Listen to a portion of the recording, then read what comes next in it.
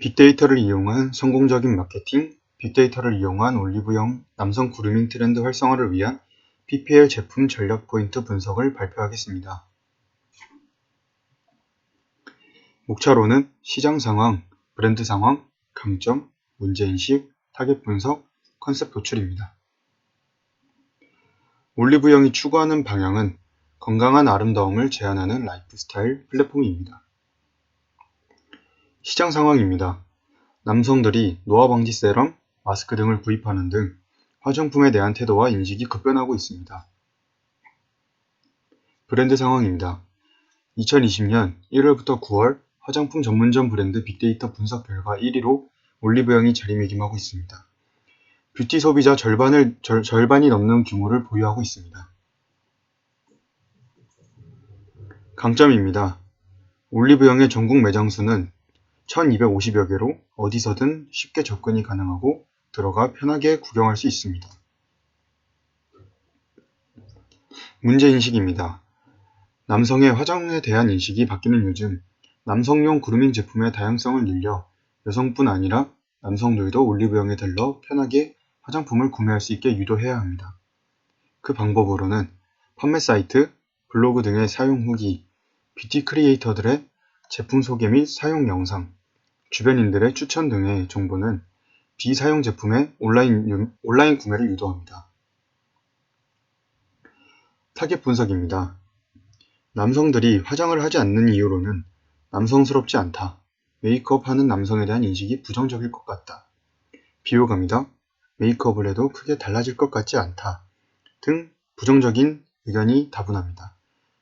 남성들의 화장에 대한 인식을 변화시켜야 합니다. 그러기 위해서는 광고를 통한 인식 변화를 예로 들 수 있습니다. PPL 광고가 PPL 제품 구매 의향으로 이어지는 지에 나이, TV 시청 중 광고 관심도, PPL 광고 시청 집중도, 평균 모바일 인터넷 이용 시간, 평균 TV 시청 시간, PPL 상품 구입 경험이 영향을 끼치는지 인과관계를 알아보고자 합니다. 표본 데이터를 수집하였습니다. 로우 데이터를 엑셀로 정리 후 CSV로 변환했습니다. 표본 데이터로는 나이, 5점 척도로 나타낸 TV 시청 중 광고 관심도, PPL 광고 시청 집중도, 평균 모바일 인터넷 이용 시간, 평균 TV 시청 시간과 PPL 구입 여부, PPL 구매 의향으로 총 7개 변수를 로우 데이터로 수집하였습니다. 로지스틱 회귀 분석을 이용한 결과 유의 확률이 0.05보다 작은 평균 TV 시청 시간, PPL 광고 시청 집중도, PPL 상품 구입 경험이 PPL 제품 구매 의향에 유의미한 영향을 줍니다. PPL 광고가 PPL 제품 구매 의향으로 이어지는 지에 PPL 제품 구매 경험이 1.6배의 영향을 끼칩니다. 그러므로 소비자들의 구매 경험을 늘리기 위해서 잦은 광고와 가격의 경쟁력을 가져야 합니다. 오드 레이시오를 구했습니다. 광고 관심도가 높아지면서 PPL 제품 구매 의향이 0.9배 내려갑니다.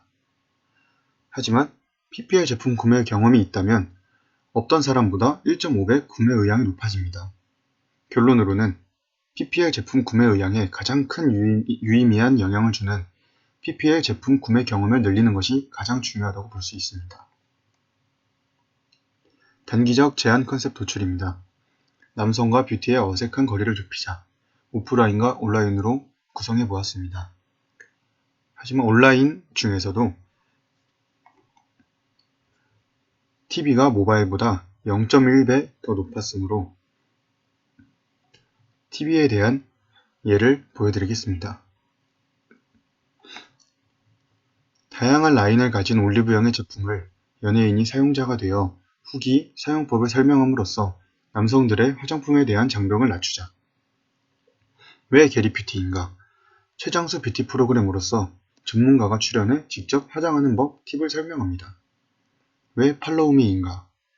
연예인들이 내돈내산해서 사용하는 제품, 자신만의 방법 등을 설명하는 프로그램입니다. 왜 셀럽 뷰티인가? 전문가 셀럽들이 실제 사용자가 되어 제품을 리뷰합니다. 실제 사용하는 제품에 대해서 자신만의 팁을 설명합니다. 그래서 어떻게 남성들을 끌어들일 수 있느냐?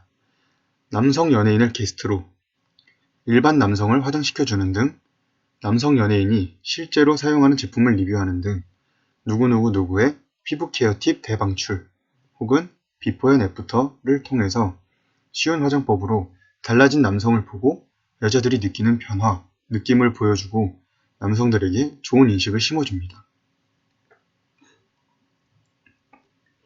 요즘 코로나 시대에 일본과 한국의 경제 성장률이 어떻게 됐을까 궁금해서 독립표본 분석을 통한 대한민국과 일본의 평균 경제 성장률을 비교해 보았습니다.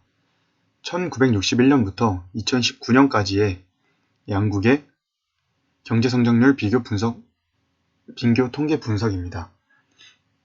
표본 데이터를 수집하였습니다. 표본 데이터는 엑셀로 정리되어 있으나 CSV 파일로 변환하였습니다. 출처는 OECD입니다. 동아시아 역사상 대한민국과 일본의 경제 모델은 시간차를 두고 서로 닮았다고 알려져 있습니다. IMF 경제 위기와 잃어버린 10년, 20년 등의 비슷한 추이를 기록하고 있는 것으로 평가되어 있습니다. 하지만 일본은 선진국입니다. 대한민국은 선진국이 되기 위해서 노력을 많이 하고 있습니다. 그렇다면 일본의 경제 성장률이 평균이 한국보다 높을지에 대해서 분석을 해보았습니다. 대한민국의 중앙값으로는 7.31, 평균으로는 7.18을 나타냈습니다. 일본은 중앙값으로서 2.98, 평균으로 3.71을 나타내고 있습니다.